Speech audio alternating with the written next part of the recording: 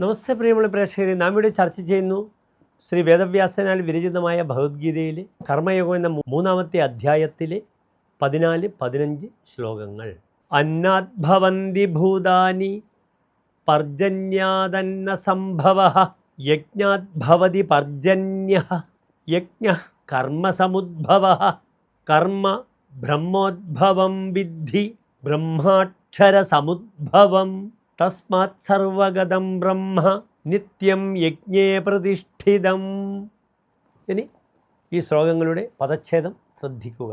അന്നാത് ഭവന്തി ഭൂതാനി പർജന്യാത് അന്നസംഭവഃ യജ്ഞാത് ഭവതി പർജന്യഃ യജ്ഞഃ കർമ്മസമുദ്ഭവഃ കർമ്മ ബ്രഹ്മോദ്ഭവം വിദ്ധി ബ്രഹ്മ അക്ഷരസമുദ്ഭവം തസ്മാത് സർവഗതം ബ്രഹ്മ നിത്യം യജ്ഞേ പ്രതിഷ്ഠിതം.